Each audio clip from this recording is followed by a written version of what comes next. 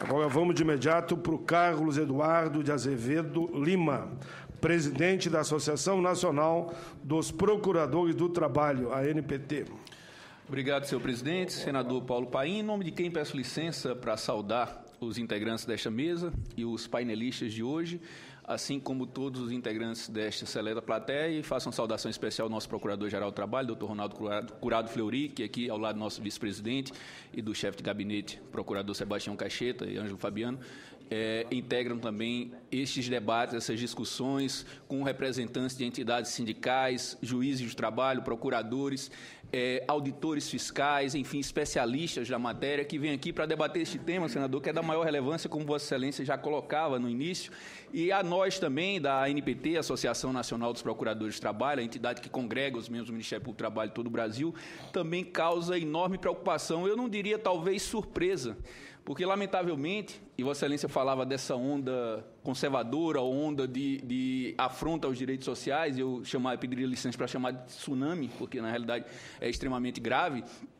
nós não estamos mais nos surpreendendo, mas a cada dia nós nos preocupamos de forma cada vez mais enfática, de forma cada vez mais preocupante se mostra este cenário, com questões relacionadas aos direitos sociais que têm a sua afronta de maneira muito clara, de uma forma que é extremamente lamentável e que nos preocupa não apenas por sermos da área dos direitos trabalhistas, da área dos direitos sociais, mas a nós como integrantes da sociedade como um todo, porque, afinal de contas, isso causa prejuízos imensuráveis, isso causa retrocesso social sem tamanho. E se falava aqui, Vossa Excelência já destacava, os números assombrosos, verdadeiramente assustadores, como o doutor Colucci destacava, de acidentes, de centenas de milhares de acidentes de trabalho que se verificam a cada ano e de doenças relacionadas ao trabalho, e que, sabemos nós, já são números subestimados, porque, dada a informalidade, dado o fato de que no serviço público muitas vezes esses dados não são contabilizados, dado uma série de questões de subnotificações, entre outras, esses números que já são gritantes, esses números são subestimados, repito, mas até eles nos assustam e nos assustam muito. Mas, apesar disso, ainda se vem com novas propostas, com novas proposições que afrontam ainda mais essa situação de desrespeito à dignidade dos trabalhadores e que inverte, na prática, aquela máxima popular que todos nós conhecemos e que o trabalho é um meio de vida, não pode ser jamais um meio de adoecimento, um meio de se acidentar, nem muito menos um meio de morte, um meio de perder a vida através do trabalho. Isso é extremamente preocupante e normas como esta, a NR12, e já foi muito bem posto aqui, de proteção das máquinas, enfim, partes elétricas, questões as mais variadas, com barreiras físicas, dispositivos elétricos ou mecânicos dessas máquinas, elas têm justamente por objetivo salvaguardar a saúde e a segurança dos trabalhadores, tanto para prevenir acidentes, doenças relacionadas ao trabalho, mas, num cenário de maior gravidade, prevenir que se mantenha a vida desses trabalhadores. E argumentos como esse, que vão de encontro, que vão contra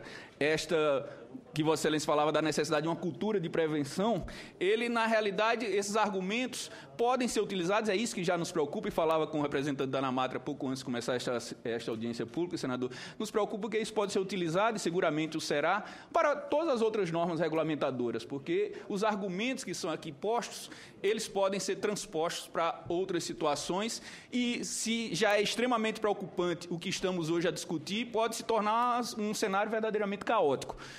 Não esqueçamos, e certamente... Me permita, só para ajudar um pouquinho nessa reflexão, que está muito boa, tanto o primeiro como Vossa Excelência agora.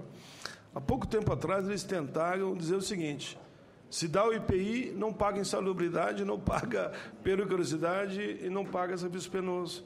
Daqui a pouco eles vão dizer, olha, pagamos, mas não demos IPI mais para ninguém. Então, ninguém vai ter equipamento de segurança, porque eles alegam, não, a gente já paga a insalubridade. A que ponto estamos chegando? Só estou reforçando a sua tese. Para onde vamos? Bom, aí sim, aquilo que nós dizíamos na terceirização é a volta do trabalho escravo e ponto. Aí não tem razão nem para nós existir, nem para nós, que temos que cumprir esse papel de ter lado num debate, desculpa a expressão, até meio covarde como esse. Como Vossa Excelência bem coloca, senhor presidente, na realidade, a institucionalização desse trabalho em condições extremamente degradantes. Buscar tornar legal o que é absolutamente ilegítimo, o que é inaceitável na nossa ótica. Mas o que nos preocupa, saudando o senador Cássio Cunha Lima... Muito bem, senador. Pessoal, só um minuto, pessoal. Primeiro, eu quero registrar a presença aqui do senador Cássio Cunha Lima, que foi quem apresentou o requerimento de urgência para essa norma, e de que nós, todos que estamos aqui, discordamos, mas primeiro eu quero cumprimentar o senador, porque normalmente, numa sessão como essa, quem é o proponente não aparece, desaparece, não argumenta e só vai lá para articular o voto. Então, eu queria cumprimentá-lo aqui pela firmeza e a convicção de vir aqui debater conosco e, talvez, junto com ele, a gente encontre a saída. Eu só lembro, Cássio, eu me somo aí a essa manifestação, que é assim que nós avançamos. Esse dia o Cássio passou comigo, o Cássio foi constituinte comigo, foi o mais jovem constituinte, e fizemos junto um belo trabalho na elaboração da Constituição. Por isso, Cássio, eu vou dizer de público aqui, eu falo da norma, mas não falo do teu nome, não consigo, porque tem uma história vinculada ao Cássio tão bonita ao longo da vida, que você pode ver as notas que eu soltei, não aceito, mas não cito o teu nome. Não cito que você foi o autor do requerimento, porque acho que era a minha intenção, e vou dizer em público aqui agora, que bom que você está aqui, no fim dos encaminhamentos eu digo, olha, eu vou fazer um apelo para o Cássio, se dá para tirar o requerimento. Ia fazer pessoalmente para você, não ia fazer em público, porque agora, como você está aqui, claro, você vai dar o teu ponto de vista, mas já me sinto, só você estar aqui, essa audiência pública já cumpriu grande parte do seu objetivo, que é um senador que vem, faz o debate, aponta caminhos, pode até dizer, pai, nessa eu concordo, nessa eu não concordo, que é legítimo, mas veio aqui e está presente. Vamos continuar o nosso debate e o senador Cássio Cunha Lima, no momento que entender, usa a palavra. Obrigado, senhor presidente. Saudando também de maneira especial o senador Cássio Cunha Lima, de quem me considero conterrâneo, já que passei alguns anos atuando na Procuradoria do Trabalho do município de Campina Grande.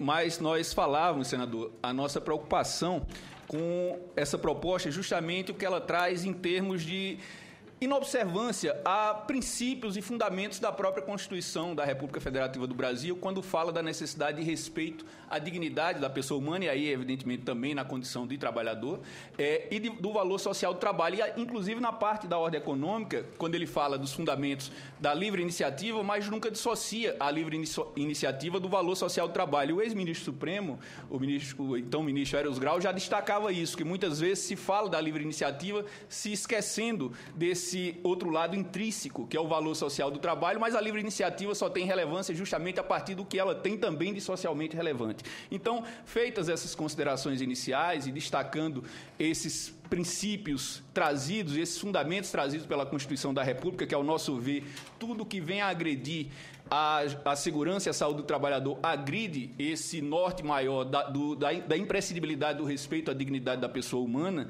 e lembrando que questões como essa de proteção relacionadas a máquinas e outras também são tratadas em convenções internacionais das quais o Brasil é signatário. O doutor Colucci falava há pouco da Convenção 119 da OIT, que é ainda da década de 60, de 1963, e o Brasil já ratificou desde o início da década de 90, ainda em 1991. Eu trato aqui rapidamente, até porque vários oradores irão aqui suceder e trazer elementos técnicos, os mais diversos e os mais profundos. Então, apenas para contextualizar essa discussão, senador Paim, eu peço licença para abordar de maneira muito breve alguns pontos que são tratados nesta proposta de decreto legislativo, inclusive por Sua Excelência, o excelentíssimo relator, o senador Douglas, e também pelo autor da proposta, que aqui nos honra com sua presença, senador Cássio, mas para buscar, respeitosamente, evidentemente, fazer um contraponto com relação a alguns dos argumentos que são colocados. Eu só elenco 5 dessas linhas argumentativas que são trazidas, que seria, primeiramente, a de que extrapolaria a NR12 o poder regulamentar, que faltaria uma linha de corte temporal em relação à exigência de cumprimento dos preceitos trazidos pela norma regulamentar, a questão de que ela traria um ambiente de insegurança jurídica, que ela não faria uma distinção entre a empresa que fabrica, o fabricante daquelas máquinas, daqueles equipamentos, e quem é o usuário, a empresa que utiliza esses equipamentos, e que seria, em última análise, uma obrigação de difícil adequação das empresas por gerar um custo muito elevado, muito excessivo. Feitas essas considerações, na realidade só elencando os 5 pontos principais dos argumentos, pelo menos na nossa leitura dos defensores do projeto, eu pediria licença, trazer algumas considerações. A primeira, de que extrapolaria o poder regulamentar, na realidade, com todas as vênias, não é exatamente isso que ocorre, tendo em vista que a própria normativa nacional e internacional, que trata de normas de saúde e segurança, ela deixa muito claro que o que se elenca em termos da própria consolidação das leis do trabalho, da CLT, e na própria Constituição, que já traz algumas questões, mas, na realidade, ela deixa uma margem para o poder regulamentar e um poder também normativo do Ministério do Trabalho e Emprego para, inclusive, inovar no campo jurídico, mas não inovar no sentido de criar algo novo, inovar no sentido de trazer expressamente alguns dispositivos que não estão de maneira expressa na legislação estrito sensu, mas que aquelas normas especificam, justamente por esse poder normativo de trazer um detalhamento maior do cumprimento dessas normas para a salvaguarda maior da saúde e da segurança dos trabalhadores. Isso é feito em várias outras normas regulamentadoras e a própria CLT é quem confere esse poder. No título 2 do capítulo 5º da CLT, intitulado Segurança e Medicina do Trabalho, e isso em dezenas de artigos, desde o 154 até o 201 da CLT e o 200 de maneira ainda mais enfática e mais expressa, deixa muito claro, justamente, essa possibilidade de complementar aquelas normas do capítulo e destaco mais uma vez, não criando obrigações na realidade, e sim especificando, afinal de contas, são normas técnicas. E nesse sentido, senador Paim, eu peço licença para dizer que na realidade elas são declaratórias, porque como são normas técnicas, fica até complicado se retirar por meio de uma ficção jurídica qualquer aquilo que representa a realidade. Se precisa, para resguardar a saúde e a segurança dos trabalhadores, que seja cumprida determinada especificação técnica, não é porque uma norma diz que não precisa que se deixaria de precisar. É como se eu colocasse no papel que essa parede não é branca. Ela vai continuar sendo branca, apesar de eu dizer numa norma, ou seja, onde for, que ela não seria. Então, na realidade, ela tem mais esse viés. O Ministério do Trabalho e Emprego, ao fazer isso, repito, embasado justamente no que a legislação já traz como esse poder normativo para tratar de questões técnicas como essa. Um outro argumento, que é esse, faltaria uma linha de corte temporal. Também, na nossa ótica, e com devido respeito aos defensores da tese contrária, evidentemente, não se dá exatamente assim. Primeiro, o texto que foi aprovado ainda em 2010, da NR12, ele é produto de discussões ao longo dos anos. E discussões, como já foi muito bem posto aqui pelos que me antecederam, o doutor Colucci, representante do Ministério do Trabalho e Emprego, também ressaltou com propriedade, discussões que se deram com participação de representantes dos mais variados segmentos, seja representantes do governo, por meio do Ministério do Trabalho e Emprego, técnicos, os mais variados, seja por representantes dos trabalhadores, seja por representantes das empresas, representantes do setor empresarial, e se falava há pouco que, especificamente, nessa comissão tripartite, tem representantes empresariais dos diversos segmentos econômicos, a exemplo do setor de transporte, setor de comércio, setor da agricultura, salvo engano, e da própria indústria, que é da CNI. Então, essas discussões não há com devido respeito aos representantes das confederações patronais ou de quaisquer outros segmentos, dizer que teriam sido pegos de surpresa ou algo do tipo, porque participaram ao longo de vários anos. Isso é evidente que divergências, ainda que se participe das discussões, como nós hoje estamos aqui participando desse debate, podemos discordar de um argumento meu ou de qualquer outra pessoa. Agora, certamente não teríamos sido surpreendidos porque participamos desses debates. Além disso, ele toma por base instruções normativas do próprio Ministério do Trabalho e Emprego, normas da ABNT, da Associação Brasileira de Normas Técnicas, que tem uma representação também significativa naquelas discussões de representantes empresariais, assim como de trabalhadores e de outros órgãos e instituições eminentemente técnicos, evidentemente, princípios e especificações que estão ali, que já compõem toda aquela discussão há muitos anos. Enfim, o que o texto atual da NR12 traz, na prática, é mais uma consolidação de todas essas discussões técnicas em relação à temática. O que ele faz, na realidade, é consolidar num único texto, de modo que empresas que já vinham cumprindo as normas de saúde e segurança, na realidade não tiveram muito que inovar, tiveram que fazer ou muito pouco, ou quase nada, ou nada mesmo, porque, na realidade, tudo que ali estava previsto, que está previsto no texto atual, já é algo que vem sendo discutido até naquela linha do que falava o senador Paim, da imprescindibilidade de se cumprir, porque são normas técnicas, não se cria. Na realidade, se está estabelecendo parâmetros para o cumprimento daquelas questões que precisam ser cumpridas. Ainda que eu diga que não precisa, elas continuarão a precisar sendo observadas. Fala-se também de que ela traria um ambiente de insegurança jurídica. E antes de chegar na parte da insegurança jurídica, eu destacaria também outra questão da exiguidade de prazos, que ela não existe. Peço licença para voltar ao tempo da linha de corte temporal, que a norma falava exatamente de questões que iam de 6 meses até 66 meses, então veja aí que dá mais de 5 anos para cumprimento, inclusive especificando por algumas normas, fazendo distinção entre normas usadas para serem modificadas ou máquinas novas a serem compradas, fazendo distinção entre o porte da empresa, e é um dos pontos que é debatido, que as micro e pequenas empresas estariam tendo um tratamento igual de grandes empresas. Mais à frente eu vou abordar isso, mas o senador Paim já falava, né, que a vida de um trabalhador de uma empresa, evidentemente, tem o mesmo valor, seja qual for o porte da empresa, mas entendemos que empresas, sem dúvida nenhuma, mas entendemos que empresas de menor porte precisam de uma série de medidas a serem adotadas com um prazo maior em algumas situações, e discussões com relação a prazo, a tempo, a modo de cumprimento dessas obrigações são naturais. Eu recordo quando atuava, senador Cássio, em Campina Grande, numa atuação envolvendo uma empresa de grande porte lá, com mais de 7 mil empregados, fabricante das Havaianas, Alpargatas, e discutimos várias vezes até firmar um termo de ajustamento de conduta, e que essa empresa firmou justamente ciente da imprescindibilidade de cumprimento daquelas normas, mas evidentemente que, como envolvia a substituição de máquinas e investimentos significativos, a gente discutiu um prazo razoável para o cumprimento dessas obrigações, mas a empresa demonstrou ali a sua responsabilidade social ao discutir isso, porque sabe, evidentemente, como todas as empresas seguramente o sabem, as empresas socialmente responsáveis de maneira mais ampla, sabem que há necessidade e a imprescindibilidade de observância dessas normas, justamente para resguardar a saúde e a segurança do trabalhador. E aí eu vou para o terceiro ponto desses 5, que são elencados de maneira mais enfática pelos defensores do projeto, que é a questão da suposta, e pedimos vênia para discordar, insegurança jurídica que a NR12 traria. Na realidade, com todo o respeito, nós entendemos que é exatamente o contrário. A NR12 ela traz segurança jurídica, porque se sabe de maneira muito clara, de maneira precisa, de maneira que a partir do elenco de normas a serem observadas, o que é que se tem que fazer. Se retira, senador Paim, a NR12 do mundo jurídico, a situação tende a ser caótica, porque você passa para um grau de subjetividade de quem está lá na fiscalização do trabalho muito grande, que um auditor pode entender que, na realidade, essa norma precisa de um dispositivo assim, outro entende que é de outra forma, e a ANR justamente coíbe esse tipo de utilização exacerbada de um subjetivismo. É evidente que qualquer integrante da fiscalização vai agir com responsabilidade, não se está discutindo aqui, mas precisamos de parâmetros, e é isso que a NR12 traz. Uma outra questão é essa distinção que a norma não traria entre quem é o fabricante e o usuário, a empresa que compra essa norma, colocariam todos no mesmo nível de exigência, de observância dessas questões para cumprimento das normas técnicas, e que isso não seria aceitável.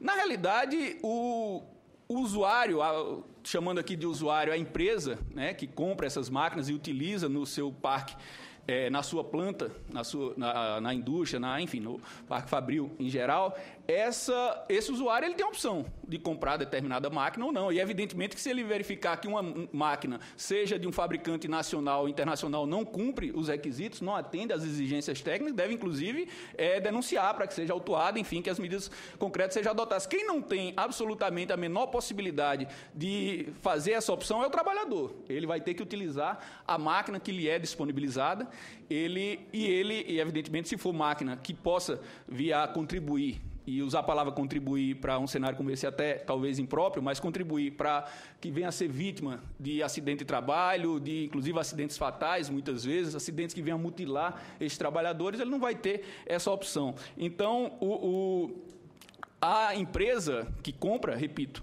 ela tem essa opção. Claro que a norma, em última análise, ela se volta para aquele fabricante, mas quem vai adquirir esse produto, assim como nós, na vida em geral, quando nós vamos comprar uma cadeirinha para criança, para usar em nossos carros, ou qualquer outro produto, nós, evidentemente, atentamos para que o fabricante tenha seguido as normas técnicas e normas de segurança. E um outro ponto é essa de que seria muito difícil suportar para o segmento econômico, tendo em vista os altos recursos que seriam necessários utilizar, recursos financeiros. Entendemos que há necessidade, sim, por isso os prazos, e por isso que eu acho que é importante que discutamos prazos, mas com todo respeito, embora a Confederação Nacional da Indústria, a CNI, tenha destacado e fala até em valores de várias dezenas de bilhões de reais seriam necessários, na realidade isso é um tanto quanto intuitivo, se me permitem, os representantes da CNI, porque não consta uma planilha com uma análise mais detalhada e mais técnica desses dados, embora...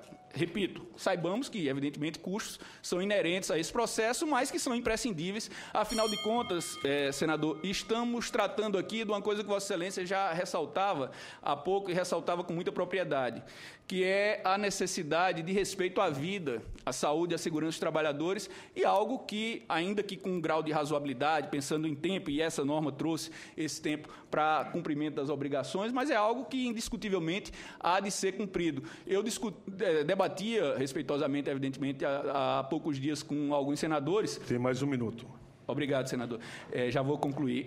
Debatia com alguns senadores sobre esse tema e eles diziam que a norma tratava uma pequena ou microempresa como se fosse uma gigante da indústria ou do setor financeiro, que teria que ser tratada diferentemente. Entendemos que para a questão de prazo para implementação até sim. Agora, para questões fiscais, tributárias, é mais do que razoável que micro e pequenas empresas tenham um tratamento diferente. Mas para o cumprimento e o respeito à saúde e à segurança dos trabalhadores, seguramente todas precisam cumprir, porque eu não tenho como dizer que o trabalhador, já vou concluir efetivamente, eu não tenho como dizer que um trabalhador de uma grande empresa, a vida dele tem que ser respeitada, a sua saúde, sua segurança, seus membros não podem ser amputados, enfim, e o de uma micro e pequena empresa não. Para este é razoável, porque a empresa realmente passa num cenário econômico complicado e, por isso, a vida dele teria menor valor. Evidentemente que eu sei que ninguém defende isso, mas só para trazer, para que lembremos a todo momento. E, por fim, justamente nesta linha em que se discute como se o cumprimento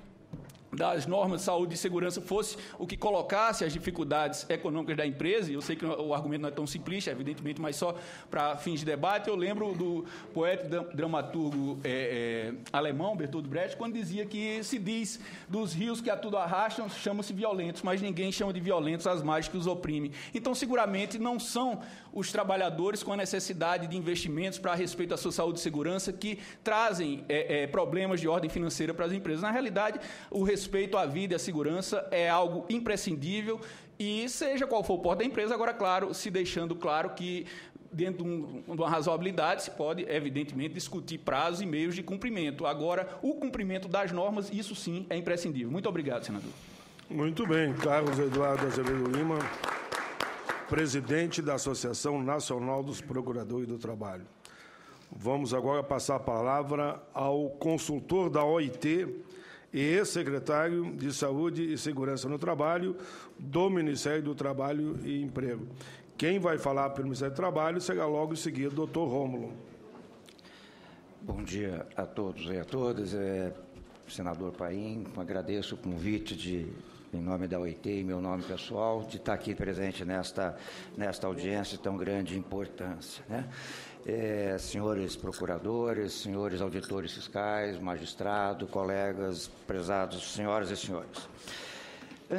Inicialmente, eu queria só colocar uma questão um pouco mais pessoal. Eu sou médico do trabalho, atuo como presidente também da Associação Nacional de Medicina do Trabalho, da qual temos uma preocupação muito grande atualmente com a situação da precarização das condições, dos ambientes, da vida de quem trabalha ou de quem precisa trabalhar. Eu acho que este é um ponto fundamental e esta audiência pública numa comissão de tão grande importância que fala da questão de direitos humanos, eu acho que é fundamental para que nós possamos avançar em buscar melhorias cada vez mais presentes para os trabalhadores e para as suas famílias. Segundo ponto, eu queria só deixar que a minha militância é com o movimento sindical. sou consultor de vários sindicatos, comecei na década de 80, os sindicatos metalúrgicos em Curitiba, que estou até hoje, sindicatos químicos, sindicatos da área da alimentação do cacau. Então, a gente tem acompanhado realmente os grandes problemas que se encontram no dia a dia. E acho que esta é uma preocupação, e eu queria só deixar claro inicialmente, o senhor quer? Fique à vontade. É que o senador Sintra é o relator da matéria. É uma alegria muito grande vê-lo aqui, meu querido senador. Isso mostra uma postura, eu sou obrigado a elogiar, tanto sua como do autor da proposta. Muito bem, muito bem. Seja bem-vindo, viu? E eu queria, senador, dizer só uma questão, até contribuindo com o que foi já colocado com relação às normas. Nós temos que entender que as normas regulamentadoras do Ministério do Trabalho, elas derivam da CLT, do capítulo 5 da CLT, onde nós temos justamente neste capítulo que aborda a questão da segurança e medicina do trabalho. Então, para quem está nos assistindo, é importante saber que dentro da CLT nós temos artigos de lei. E este artigo da CLT diz lá depois que este artigo, de como ele deve ser aplicado, ele deve ser regulamentado pelo órgão competente. E claro, o órgão competente na questão da área da CLT foi o Ministério do Trabalho. Então, é importante entendermos que isto diz como que aquele artigo vai ser aplicado. Por outro lado, nós devemos lembrar que esses artigos de lei e a NR12, todas as demais normas, elas foram criadas na década de 70, onde nosso mundo do trabalho era completamente diferente do mundo do trabalho de hoje. A mudança da reestruturação produtiva neste mundo globalizado fez com que viessem novos riscos, novas doenças, novos tipos de trabalho, e com isto fez com que tanto o setor empresarial como o movimento sindical reivindicasse a atualização das normas. Quando estive como secretário do Ministério do Trabalho, em 1996, utilizando já metodologias que vinham trabalhando, nós instituímos naquela data a Comissão Tripartite Paritária Permanente, que foi justamente um anseio tanto do setor empresarial como do setor dos trabalhadores, para que qualquer norma regulamentadora dali para frente pudesse ser feita de uma maneira tripartite, como a OIT tem recomendado. Então, nós criamos uma comissão com as 5 confederações patronais e todas as centrais daquele momento. E aquela comissão, ela veio, inclusive, sendo discutida de quais normas deveriam ser atualizadas. Então, é o espaço de diálogo social, o espaço democrático, porque a reclamação que tinha até aquele momento, e o senhor deve lembrar muito bem, é que, dependendo de como era, o lobby no Ministério naquela época, o perfil de uma norma, de uma legislação sairia diferente. E aí foi aberto, então, o espaço de negociação e institucionalizamos naquela época, no Ministério do Trabalho, a maneira de fazer a revisão denominada de NR0, onde, além de ser elaborado, de ser discutido e colocado em consulta pública, voltaria para esta comissão. Então, o espaço de negociação existiu sempre e foi uma reivindicação dos atores sociais do mundo do trabalho. O que a OIT se preocupa muito nesse sentido é este retrocesso de não se utilizar mais o espaço reivindicado, adquirido para este problema, para essa questão, não só a questão da norma, mas um espaço que pudesse realmente sanar todos os problemas, os conflitos, ter mais uma mesa de negociação, de discussão, de aprimoramento da legislação. Então, eu creio que todos já conhecem a OIT, eu acho que sabem que é uma das agências do sistema das Nações Unidas, que é a única que tem uma composição tripartite. Ela formula normas internacionais do trabalho, convenções, que uma vez depois ratificadas por decisão soberana do país, passa a fazer parte do seu ordenamento jurídico. Então, nós temos que entender que é importante que estas normas que são aprovadas, ratificadas, foram discutidas na Conferência Internacional da OIT em Genebra por representantes dos empregadores e dos trabalhadores, junto com o governo. A Carta de Princípios e Objetivos da OIT estabelece 4 ideias fundamentais que constituem valores e princípios básicos, que é: o trabalho tem que ser fonte de dignidade, e esta é uma preocupação nossa neste momento, né? Eu acho que a precarização, a terceirização e tantos outros itens de quebras de direitos e de direitos humanos nós estamos aí vivenciando. Que o trabalho não pode ser entendido como mercadoria, tem que ser uma fonte de prazer, uma fonte de realização, que a pobreza em qualquer lugar é uma ameaça à prosperidade de todos, que todos os seres humanos têm o direito de perseguir o seu bem-estar material em condições de liberdade, dignidade, segurança econômica e igualdade de oportunidades. O programa Trabalho Decente, do qual o Brasil também é signatário e tem uma agenda própria de governo, é o eixo central de 4 objetivos estratégicos da OIT: o respeito às normas internacionais do trabalho, em especial os princípios e direitos fundamentais do trabalho, a promoção do emprego de qualidade, a extensão da proteção social e o fortalecimento do diálogo social. Portanto, senhoras e senhores, o princípio tripartite é o que rege toda a administração da OIT, pois, inclusive, o Conselho de Administração da OIT é regido justamente, constituído por este princípio. As convenções da OIT são tratados multilaterais, aqui nós temos juristas que podem esclarecer muito melhor do que eu, mas são tratados multilaterais abertos, de natureza normativa, elaborados sob o auspício da Conferência Internacional do Trabalho, a fim de regulamentar o trabalho no âmbito internacional e também outras questões que são conexas. Depois de adotada, vejam bem, na conferência, as convenções internacionais do trabalho seguem basicamente o mesmo trâmite interno de qualquer outro tratado internacional, em devida forma celebrado pelo Estado brasileiro. E cada um dos Estados-membros da OIT compromete-se a submeter no prazo de 1 ano, a partir do encerramento da sessão da conferência, a convenção à autoridade ou autoridades competentes. Justamente esta matéria, que tem competência nessa matéria, a fim de que ela se transforme em lei e tomem medidas de outra natureza. Portanto, os Estados partes nas convenções contraem a obrigação de submeter a convenção à autoridade competente. A autoridade competente a que se refere esse dispositivo, no Brasil, logicamente, a autoridade é o Poder Legislativo. E que é o único órgão com função típica de legislar, a fim de dar efeitos à aplicação da Convenção Internacional do Trabalho no plano nacional. Portanto, o Congresso Nacional é a autoridade competente para que transforme as convenções em lei.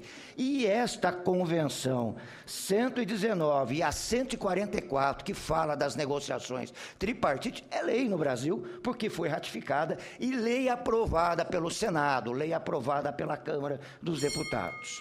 Então, mais uns minutinhos. Então, vigoram, então, em nosso país, mais de 60 convenções já adotadas. E, segundo, inclusive, nosso saudoso Arnaldo Sequin, a influência tem sido relevante nas relações individuais do trabalho, sobretudo no que tange à segurança e à higiene do trabalho. Então, tem 2 convenções que são fundamentais. A Convenção 144, ratificada em 27 de setembro de 94, promulgada por um decreto 2518 em 98 e a vigência de 1995. Esta Convenção 144, pessoal, é o objetivo de promover o tripartismo e o diálogo social a nível nacional, assegurando, então, o envolvimento das organizações de empregados e empregadores.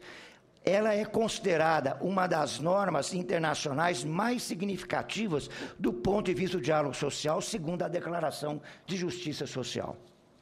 Em muitos países ela deu origem a diálogos bastante importantes, como é o caso do Brasil, em várias questões, Os aspectos essenciais, justamente, é de consulta, é de participação, é de busca de consenso. Este é o ponto. Portanto, a consulta tripartite no Brasil, ela tem que ser considerada um avanço pois se utilizou não o princípio só da consulta dos representantes de trabalhadores e empregadores, mas um processo de negociação que tem sido utilizado, como eu disse, na institucionalização de uma instância da representação da Comissão Tripartite Paritária Permanente no Ministério do Trabalho e a própria NR0, que é um modelo adotado para a revisão das normas, né? É um espaço democrático de participação e que é reconhecido internacionalmente, inclusive referendado pela OIT em vários outros países. A OIT entende que é necessário manter o diálogo social e o processo de negociação deveria ser mantido observando os nós críticos para a implementação da NR12 ou qualquer outra norma, porque a preocupação é que nós já temos um outro projeto com relação à NR15 correndo na Câmara de Deputados, conforme a informação, inclusive, da CNI. Procurando, então, desta forma, identificar as oportunidades de melhoria que traduzam um real benefício para a segurança e a promoção da vida do trabalhador. É importante, portanto, destacar que, além do instrumento estabelecido em 96 para que as normas fossem criadas ou revisadas por intermédio de um modelo de consulta tripartite e posterior consulta pública, tem ainda a criação tripartite permanente de acompanhamento e implementação da norma.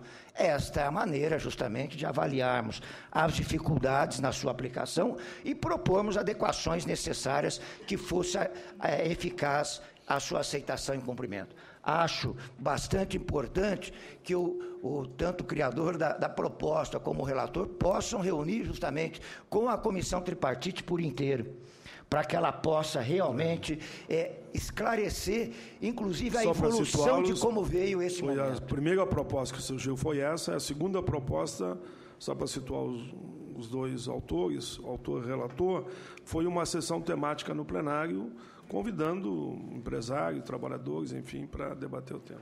Foram as duas propostas que surgiram até o momento. Para finalizar, senador... E aquela minha, que é o apelo à Vossa Excelência, claro, aí... Para finalizar, não quero avançar muito no tempo, desculpe, eu não vou aqui ler a Convenção 119 da OIT, mas ela é importante porque ela só diz, inclusive, que a obrigatoriedade de garantir a proteção coletiva na questão das máquinas, e este é o ponto importante para os senadores, é que nós temos uma prioridade. A prioridade é proteção na origem do risco, e não a utilização de equipamento de proteção individual em substituição a estas medidas de proteção. Não estou dizendo que os equipamentos de proteção individual não devam ser utilizados, mas eles, como é na prática médica, não é o exame complementar primeiro, não é a complementação, mas é a avaliação clínica, é tentar conhecer realmente os problemas. Então, a venda, a locação de elementos perigosos que estiverem desprovidos de dispositivo de proteção apropriado devem ser proibidos pela legislação nacional ou impedida por outras medidas. E eu pergunto o seguinte, em alguns momentos, só para finalizar, se nós temos uma Convenção 119 da OIT, que diz que não pode ser utilizado máquina sem proteção, que tem que ter uma fiscalização eficaz para que isso não aconteça, que nós temos que é responsabilidade do empregador garantir a segurança e a saúde do trabalhador no ambiente de trabalho, então nós temos uma lei. Se coloco em dúvida a questão da própria NR, a lei está valendo. A lei, ela tem por exemplo, o embasamento, o subsídio, e ela tem da Constituição Federal, onde estabelece justamente, como foi muito bem colocado no artigo 7º, aonde se diz que deve ter normas que protejam a saúde e a segurança, a qualidade de vida do trabalhador. Finalizo... Um minuto para concluir. Finalizo dizendo que eu acho que a OIT tem uma preocupação muito grande nessa questão, não só com essa norma, senador.